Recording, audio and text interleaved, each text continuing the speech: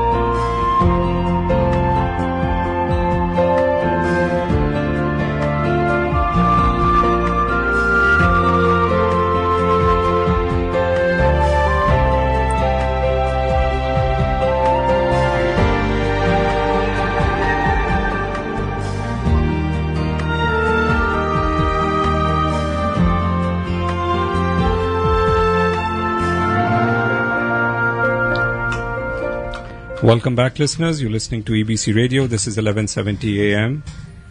We're live on the web, www.ebcmusic.com. It's time once again for Heartbeat.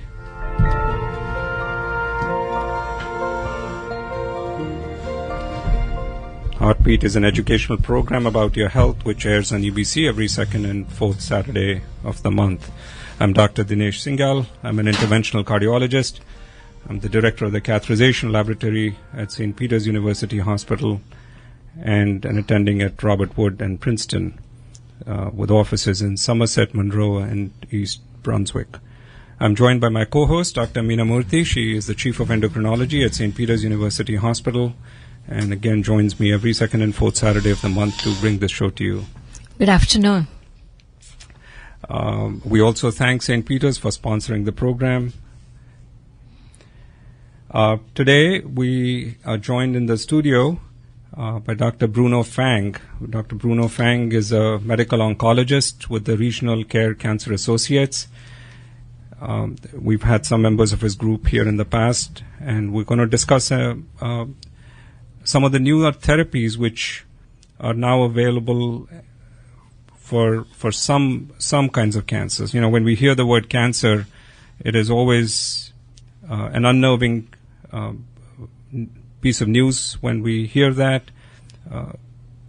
Having been in the medical field all these years, I can say that some of the largest number of developments and both in the ability to recognize and treat in areas of medicine has been in the field of oncology. And they have grown by leaps and bounds and continue to do new innovations, which is extremely great for anybody who ever comes across the word cancer, because with those new therapies, longevity has increased and the sickness one goes through has decreased. And one such therapy is in the area of what's called immunotherapy. So I'm hoping that by the end of the show, you have a little better understanding of what this form of treatment is, what kind of cancers it affects, and how it really works. So with that introduction, Bruno, thank you for joining us in the studio today. Thank you, Dinesh. So as we discussed earlier, I start with some very basic stuff, and then we kind of build it from there. So a very basic question, what is cancer? So cancer is a disease process where cells from your own body will start dividing uncontrollably and then cause all sorts of damage to your body.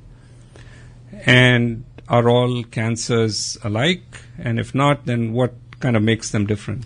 So what we've learned over the last 150 years is that cancers, like infections, are multiple diseases.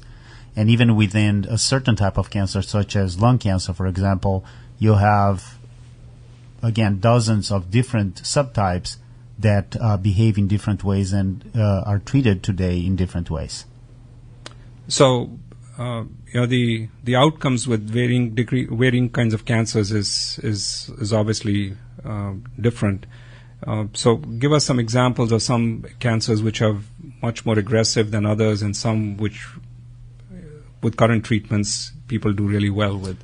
So that's very interesting. Traditionally, we have talked about cancers that are more aggressive than others, such as, for example, pancreatic cancer being a known cancer for being extremely aggressive, as opposed to other cancers such as skin cancers, which are probably the most common cancers besides outside of melanoma that older people will have.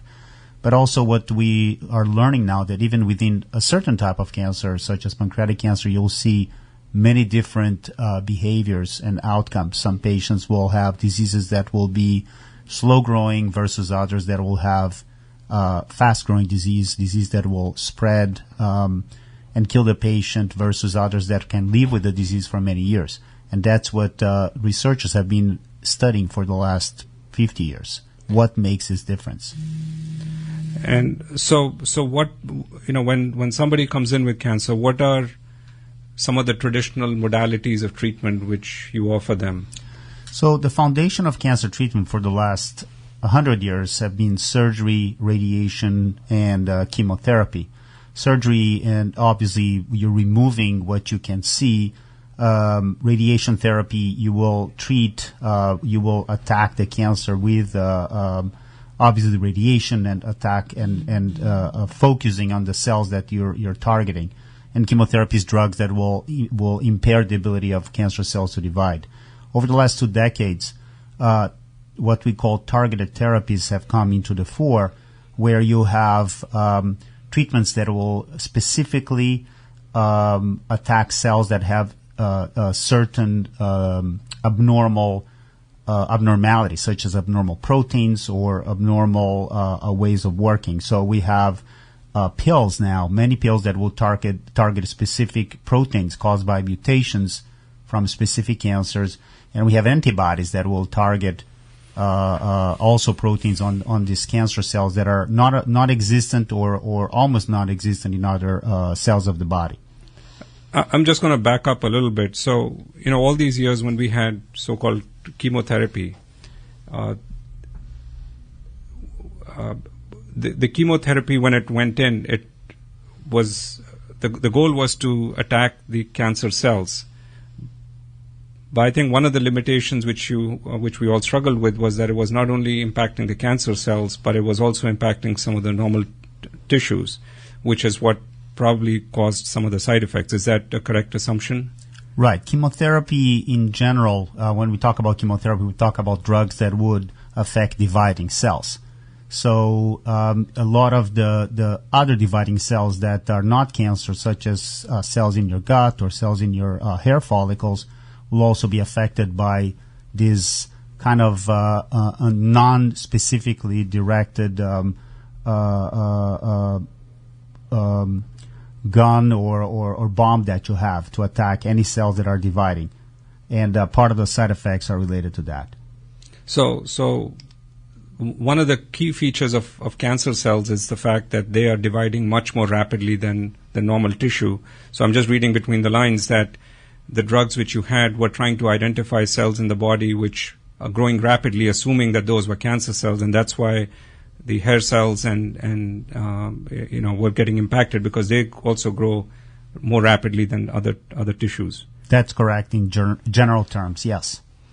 So many cancers are curable today in 2019. What are those characteristics that make a cancer curable or non-curable, and how do you go about figuring that out? Right. So as I mentioned before, cancer is not one disease but many. Some cancers, what makes a cancer in general, what makes a cancer different from a benign tumor is the ability of that cancer to potentially spread to other parts of the body.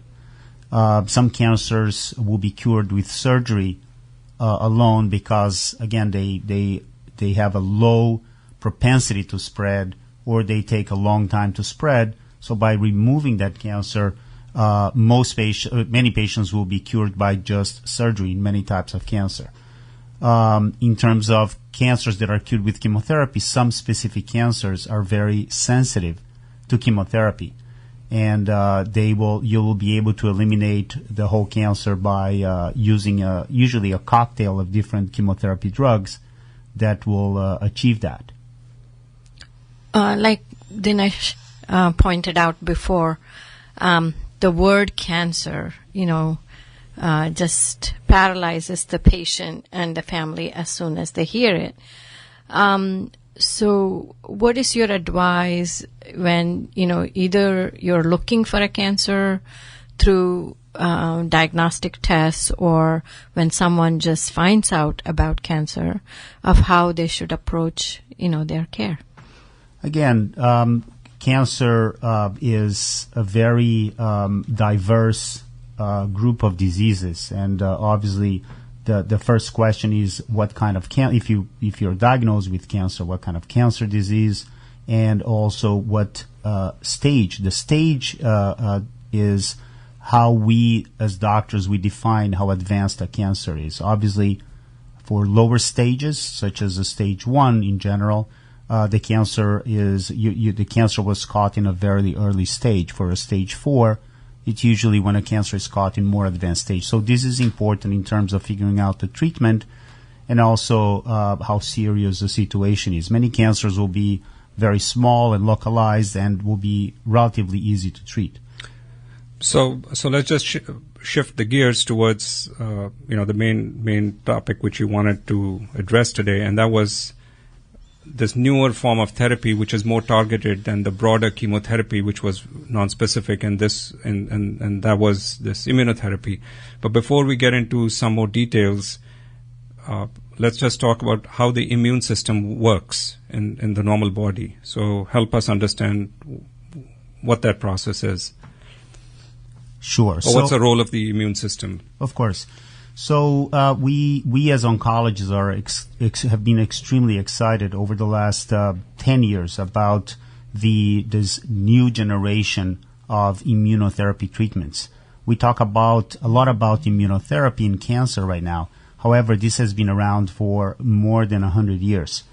In 1891, a doctor realized that injecting bacteria, live and dead bacteria, into some cancers would lead to a complete response.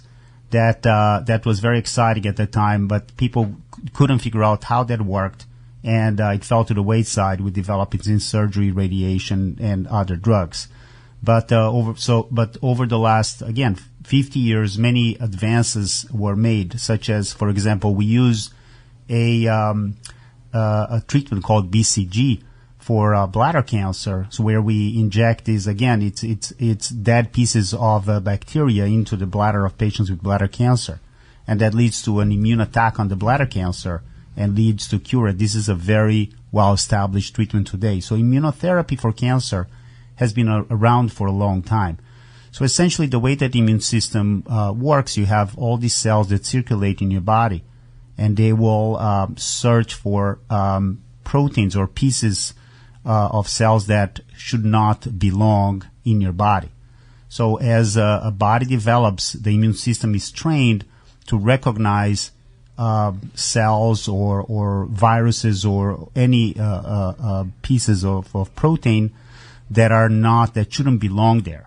When the system doesn't work well, the immune system may recognize as parts of your body and attack parts of your body. But that when the immune system is working well, it shouldn't happen. But when that happens, you end up having what we call autoimmune disorders, such as lupus, some types of diabetes, rheumatoid arthritis. When the immune system is working properly, it will recognize invading viruses, bacteria, and will coordinate an attack and kill these invaders. Now, cancer cells are not normal cells, and that has been the mystery for the last 100 years as to how come the immune system doesn't recognize the cancer as an invader and attacks it. And that's part of the research that led to the developments that we're talking about today. So I just want to give this example because I think it illustrates the point of how the immune system works. I mean, a lot of people wind up getting a flu vaccine, and the flu vaccine is basically what we call an antigen, which once it gets into the body, allows the body to produce a healthy reaction to it. So these cells kind of come out and are there sitting there that if somebody gets the flu, they'll be able to fight it. So that's a normal. And then you give an example of lupus and rheumatoid where the immune system isn't working right. But you made a very important point here is that even though the cancer cells are different than normal tissue, but the body is not able to differentiate between the healthy tissue and the cancer cells. And we still don't know the answer to that, right? Actually, so for many years, we've had this theory, which is probably correct, of immune surveillance, meaning that the immune system actually could recognize cancer cells and was killing them as many cancers would be forming in your body. But that you wouldn't know that because you wouldn't be able to detect that. It only when a cancer developed a trick to hide from the immune system, that's when the cancer will develop, and that's why the immune system couldn't see the cancer, it couldn't attack the cancer as you would expect. Now, in many cancers, you would find immune system cells infiltrating the cancer. So in the tumor, when you remove the tumor with surgery, you'll find these immune system cells trying to attack the cancer. So you would see situations where the immune system may recognize the cancer, but not able to build an effective response, and other situations where the immune system couldn't see the cancer altogether. And again, that's part of what led to the developments that we're going to talk about today. So for the longest time, we knew how to suppress the immune system using so many medications. But now you're triggering the immune system in different ways or using immune system products in different ways. So tell us about that. So actually, that's a very interesting point. And that's something also that we knew in patients that will be treated with drugs to suppress the immune system in cases of transplant. We've known since we started treating patients with immune suppressant treatments that these patients had a higher risk of developing cancers. And just to clarify, the reason we need it in transplant is because it's an outside tissue, and we assume the body is not going to recognize it, is going to fight it, and we don't want that transplanted tissue to go bad, so we give drugs to suppress the immune system. That's correct. And these patients would have a higher risk of cancer, and that would support the theory that the immune system had an important role to contain cancer in normal individuals that are not being immunosuppressed. So how are you now modifying these immune system responses to the cancer by newer, treatment modalities? And let me just add one more question to that. So, and actually a comment. So the whole intent of this immunotherapy is somehow to let the immune system know that these cancer cells are different from normal tissue, right? Because they're not being recognized, and therefore the cancer is growing. So now you're going to come up with a strategy, and you're going to explain to us how you make these cells look different to the immune system, so they can go fight it as a foreign body. That's correct. So the recent big wave of immunotherapy that we talk about today, and you actually see a lot of advertisement on TV about these drugs. They are not specific drugs that have no side effects to attack the cancer, but they actually are drugs that will interfere with the ability of the cancer to hide from the immune system. So these drugs are what we call checkpoint inhibitors. They basically will prevent the cancer cells from from hiding from the immune system. So in a normal body, when the immune system sees a normal cell that belongs in the body, it will have what we call a checkpoint. It will be stopped from developing an immune reaction because that's a normal cell. And the cancers learned, in quotes, to use the same mechanism to do a checkpoint to stop that the recognition of the immune system using different proteins on the surface of the cell. These drugs that we have today, they would inactivate that protein on the surface of the cancer cell that the cancer cell is using as what I usually call a camouflage. So it will actually allow the cancer, the immune system, to see the cancer cells where before they were protected by the camouflage. The problem with this generation of immunotherapies is that it will also take away the camouflage of normal cells in many situations, and that brings us to the side effect of these immunotherapy drugs, which is autoimmune conditions. So about 10% of patients will have inflammation in the thyroid, and another probably 8% will have all other types of autoimmune conditions. You're listening to Heartbeat. This is EBC Radio. The phone number in the studio is 732-297-9886. We're talking to Dr. Bruno Fang, who's an oncologist with RCCA, and our topic today is about immunotherapy in cancers. We have another couple of minutes before the break, and then we'll get into more detail on the specific therapy Dr. Fang was going to talk to us about.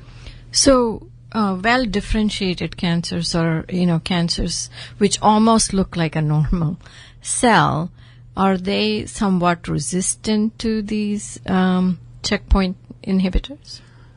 That's a great question, and actually in general terms you would think that. What the early studies of these immunotherapy drugs, the checkpoint inhibitors, showed was that patients that were heavy smokers and had many more mutations in their cancer cells actually would respond. The immune system will be much better recognizing the cancer cells because they were so abnormal, as opposed to patients that had lung cancer and were non-smokers, where the cancer cells were not as abnormal with less mutations. So, in principle, that would make sense. You're listening to Heartbeat. We're going to be taking a short break, and we'll be back after that to continue this conversation. Meena, you had something to announce, right, about the SKN Foundation? Yes. So why don't you take this before we quickly take a commercial break? September 22nd, we wanted all the listeners to attend the SKN Foundation Gala. And as our listeners know, we are very interested in diabetes prevention, managing diabetes at an early stage, and we have the South Asian Diabetes Center at St. Peter's University Hospital. This SKN Foundation Gala will benefit the South Asian Diabetes Center to prevent diabetes in South Asians where the prevalence is very high. So the gala will be at the Imperia in Somerset. So please attend, please support. You can go to sknfoundation.org, or you can call at 516-643-7357. That's 516-643-7357, or just go to the sknfoundation.org website. Thank you. And we'll be back right after this commercial break. Again, as a reminder, if you want to listen to previous episodes of this program, they're available on heartbeatradioshow.com. Heartbeatradioshow.com. I'm Dr. Dinesh Singhal with Dr. Meena Murthy. Be back right after this break.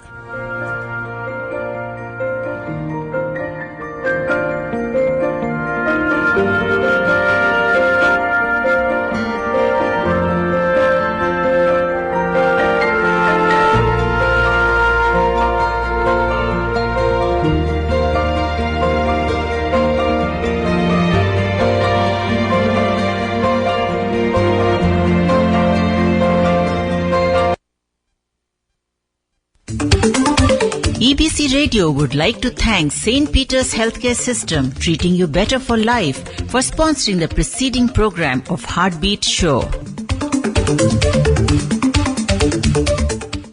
An estimated 160 million Americans are either overweight or obese, which can lead to hypertension, heart disease, diabetes, cancer, and other health risks. The Bariatric Center at St. Peter's University Hospital helps adults identify and establish healthier lifestyle changes to lose weight. Treatment options include bariatric surgeries that are clinically proven to help adults lose weight successfully and transform their lives. The weight loss specialists at St. Peter's University Hospital, treating. This part of the program is brought to you by St. Peter's Healthcare System, treating you better for life.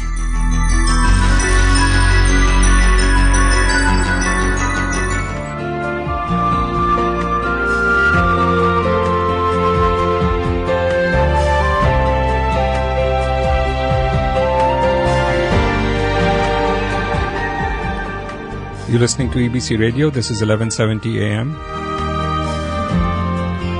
We're also live on the web, www.ebcmusic.com. Program is Heartbeat. I'm Dr. Dinesh Singhal with Dr. Meena Murthy. Today we are joined in the studio by Dr. Bruno Fang. Dr. Bruno Fang is a medical oncologist with the Regional Care Cancer Associates. And our discussion today was around some of the newer treatments for cancer, specifically on immunotherapy, and there is going to be a discussion on a more specific kind of immunotherapy. So for someone joining in late, there are many treatments for cancer. The challenge with some of the treatments has been that they've been kind of non-specific, which means they affect the cancer cells, but they affect normal tissue, so they cause a lot of side effects. Over the last few years, there have been development of something called immunotherapy, where the body's own immune system is used to go after those cancer cells. And the big challenge has been how to make our own immune system recognize the difference between normal tissue and the cancer cells. We talked about some therapies which are available in the first half of the show, and my question to Dr. Fang is, so those immunotherapies probably are better than the non-specific chemotherapies out there, but they do also have side effects too, because there are limitations to the degree of their ability to target just the cancer cells, right? So what are kind of some of the side effects we see with the existing immunotherapies are different than the one we're going to talk about, which is the CAR-T just now? So the immunotherapy drugs that we have available today and have been used again for the last few years, these are antibodies that will attack, as we said, proteins on the surface of the cancer cells that will allow the cancer cell to escape from the immune system. However, normal cells also use, this is a secret that the cancer cells stole from normal cells. These proteins are also used by normal cells to tell the immune system to back off. We belong here, you go somewhere else, leave me alone. So when you're using these antibodies to attack these proteins, you may be also exposing normal cells to attack by your own immune system. So the main side effect that we see with this, what we call checkpoint inhibitors, these antibodies that are available today, are all sort of autoimmune conditions. So obviously there has been a quest to find newer ways to make this immune reaction very specific to the cancer cells. And that was one of the modalities you were going to talk to us about, which is CAR-T. So first tell us what that stands for and then help us understand how that works. So T cells are known as the workhorse of the immune system. The T cells are responsible for coordinating the immune system, coordinating the attack on the invaders, and also directly killing bacteria, etc. So in this case, the CAR or CAR stands for chimeric antigen receptor, which basically means that you took that T cell and you engineered it to have a protein on the surface that will recognize specifically specific cancer cells that you're targeting in this case.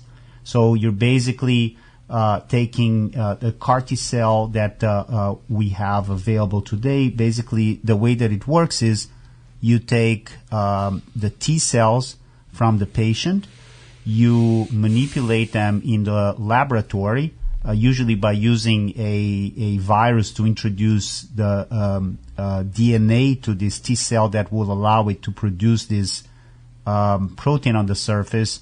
And then you're going to expand these cells in the lab, meaning you're going to have 100 of them and then make them into 1 million of them. And then you're going to inject it back into the patient so that the cells now that are cyborgs or terminators are now ready to attack their target. Let's take this caller. Hi, you're on the air on Heartbeat. Hi. Hi, you're on the air. Yeah, this is Shweta. I know we were talking about different therapies. I was just wondering, is there a good future for the CRISPR technology that seems to be getting a lot of sway? Sorry. So CRISPR technology. So CRISPR, yes. So CRISPR, as in CRISPR, is a technology. Yeah. Right, is a technology to edit DNA and to build. So you can make genetic manipulation. Is a technology that has allowed for much easier genetic manipulation. And the answer is yes.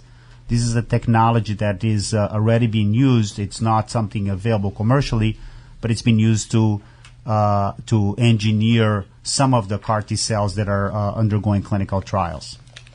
Yeah, but because I am BRCA positive, like BRCA1, so do you think at some point of time it would help people who like me in the near future, like in our lifetime? Yes, CRISPR is a revolutionary technology that, again, has made genetic manipulation much easier. However, in this case, I think the question is regarding mutations, what we call germline mutations, or mutations that people have in all of the cells of their body, mutations that were inherited. And right. So that would be something different from, obviously, from immunotherapy that we're talking now. But potentially, yes. I mean, we have treatments already for patients with other genetic disorders that use genetic manipulation, such as patients with sickle cell or thalassemia, sickle cell anemia of thalassemia. So it's definitely a possibility. Thank you so much. Thank you. Thank you for your call. You're listening to Heartbeat. The phone number in the studio is 732-297-9886, 732-297-9886. I'm going to use a very simplistic way to explain, and correct me if I'm wrong. When the immune system, before you give them these T cells, which are infused back, is almost like they're going to maybe the address of the cancer is like being in a town, but what you're doing is you're actually bringing them out and you're giving them almost a address of a house and saying, okay, you have to go and attack this particular little area rather than going after the whole town. That's correct. So how, from a practical standpoint, how does it work? Do you draw the blood in an office setting? They have to go to a hospital? How big of a production this is? So basically, for people who have donated blood products, I would say especially platelets, for example, we have these machines that actually will circulate your blood outside of your body and then is able to separate the different cells. It's what we call apheresis. So you'll have blood coming out of one arm and coming back on another arm, and then it's going out whole blood and coming back without whatever cell you're trying to take out. In this case, you're taking out the T cells. Then this is done usually in an apheresis center. The cells are then taken to a specialized lab where they'll be engineered and expanded. Is there any adverse effect for doing this? Nothing. This is the same as donating. It's equivalent to donating blood. So So there is, I'm assuming, obviously, as you're describing this, there is technology to separate out just a specific kind of cell? Yes, the apheresis, you'll have the white blood cells in this case will be removed from the blood, and you'll be given back the other components of your blood. That's what happens with apheresis. You separate the platelets, you separate the red cells, and you separate the white cells. And then once you have the white cells, you can then separate the T cells from the other cells that you have outside. And how cumbersome is the process in the laboratory once the T cells are separated to target them with the specific antigen or the specific signal so that they can be injected back? So this is quite sophisticated process. And again, most of these CAR T cells are engineered using a virus. The viruses, many viruses have the capacity to inject, so they work by injecting their DNA into the target cell, and DNA will be incorporated into the cell DNA, and then whatever that DNA is translates into, such as a new protein, will be produced by the cell.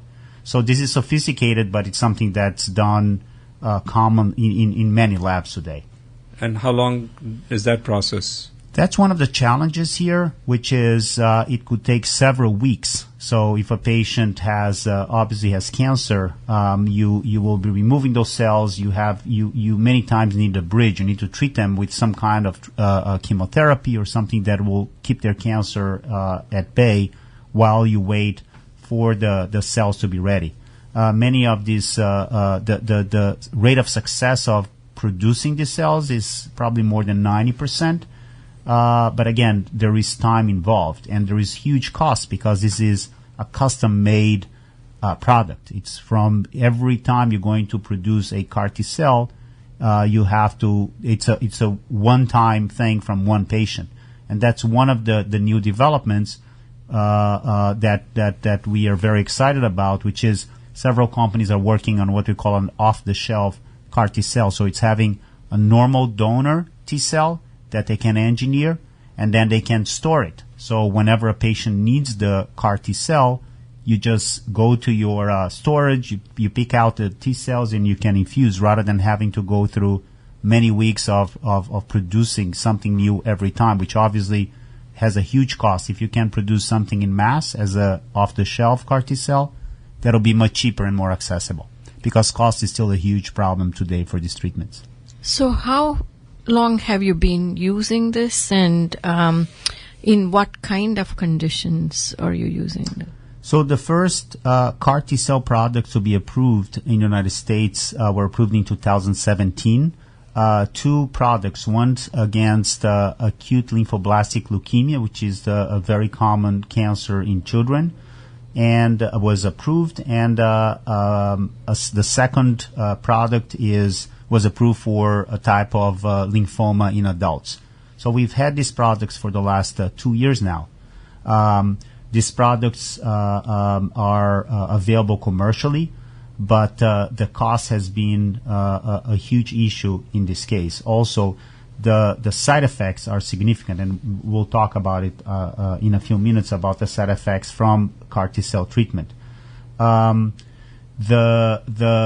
These are all blood cancers, and again, we'll discuss why blood cancers are easier to treat with this type of treatment than cancers such as breast cancer, colon cancer, what we call solid cancers. So once the product comes back from the laboratory, is it just a quick infusion, or there's multiple infusions which have to be done to inject it back? So it's usually one infusion. They have the Chinese developed a different process where they have 3 infusions, but usually is one infusion that the patient will receive. For these products, the treatment is done in the hospital because of the side effects, and I can talk about the side effects now. So the main side effect from this CAR T cell treatment is what we call an on-target side effect. On-target side effect are side effects that are just a consequence of the treatment working. as opposed to an off-target side effect, which is some side effect that has nothing to do with the drug working or not.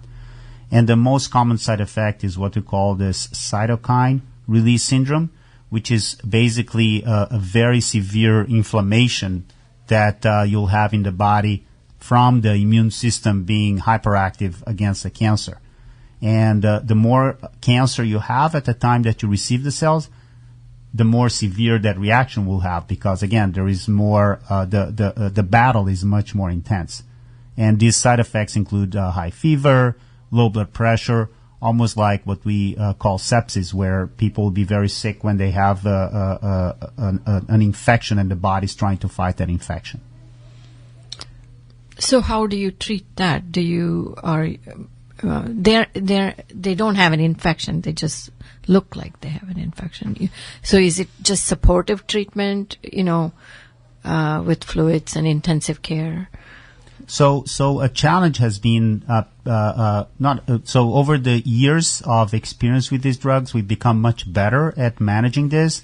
The first thing to do was create a grading system, so to say, to be able to recognize how serious that reaction is. So for what we call grade 1 or mild symptoms, you would give fluids and you would just support the patient. For more serious side effects, you would give steroids, which would suppress or try to calm the immune system to slow down that attack or the side effects. But the biggest breakthrough in terms of managing the side effect was developed at the Children's Hospital of Philadelphia, CHOP, where they were measuring different inflammatory markers that were being released during that battle of the immune system with the cancer, and they realized that there were very high levels of a substance called IL-6.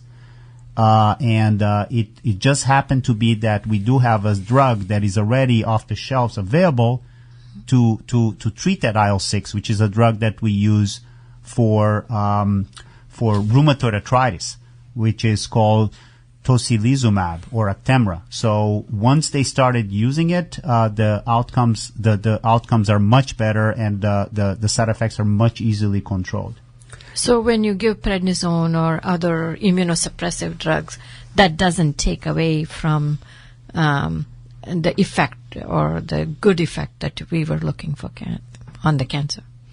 That's a very interesting question, because you would expect that if you are suppressing the immune system, you would see a decreased efficacy. And that's something that we have not seen for the immunotherapy that we talked about before. And it's something that you don't necessarily see here. Now, the interesting part is that for the other immunotherapy that we talked about before, the checkpoint inhibitors, if patients are on prednisone before they start the treatment, they have worse outcomes. It doesn't work as well. But if you're receiving the steroid after for treat a reaction, it doesn't affect it. And it seems that once the inflammatory status or the attack started, you can calm it down, but you won't affect the attack on the cancer. So that's actually very interesting. So you're not pre-treating them like in some other lymphoma treatments, or? Right. So again, for the checkpoint inhibitors, we know that some patients may need steroids for whatever reason before, but those patients would have less of a response. In this case, no, we wouldn't pre-treat them because of that concern. You're listening to Heartbeat on EBC Radio. I'm Dr. Dinesh Singhal with Dr. Meena Murthy. We're talking to Dr. Bruno Fang, who's a medical oncologist. So how long does it take for you to see a positive impact of this CAR-T treatment? So it's actually, again, you will see those side effects usually within the first 2 to 3 weeks, and you'll start seeing, depending on the cancer that you're talking about, you'll start seeing a response very shortly, in a matter of weeks. So does everybody get those side effects, or is it a small percentage of people? It depends on the product that we're using. So on the ones that are approved, the majority of patients will have the side effects, and a significant percentage will have severe side effects, and that's why it's done in the hospital. Now with newer products and other products that are being developed to decrease the side effects, we're seeing less and less of that. We actually have a clinical trial right now at our office where we have a different product from a different company that is being tested in the office. So the preliminary results have shown that there is much less toxicity, and actually the drug does not to be administered in the hospital. And we're doing this. We're able to do this as an outpatient, and the patient remains an outpatient. We're working in partnership with St. Peter's, and in case they develop a side effect, then we have a team that is ready at St. Peter's to help us manage these patients. So what's the degree of efficacy of this treatment? What percentage of patients will actually get better?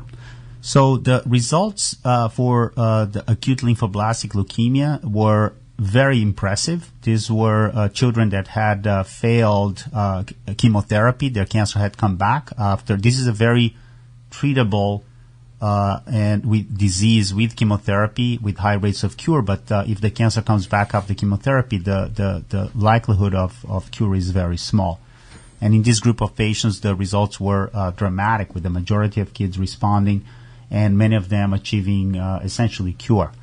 For the lymphoma in adults, the results have not been as impressive, but you still have significant response and shrinkage and lack of evidence of cancer or no recurrence of cancer, what we call remission, for a prolonged period of time for patients that had no treatment left. So it's been very dramatic responses. Do you anticipate more tumors and cancers to be treated with this kind of treatment down the road? So recently, the next cancer where this is being studied is a disease of the bone marrow called multiple myeloma, which is somewhat similar to lymphoma in the sense that it's a cancer of cells of the immune system. The scientists identified a protein that is unique. So the key thing for these CAR T cell treatments is to find an antigen or an abnormal protein or a protein in the surface of the cancer cell that is only present on the cancer cell or mainly present on the cancer cell. That is not something you'll find all over the place, so that the immune system will not attack everything but the cancer and possibly only a few other cells. So for the ALL and the lymphoma, that target is a protein called CD19.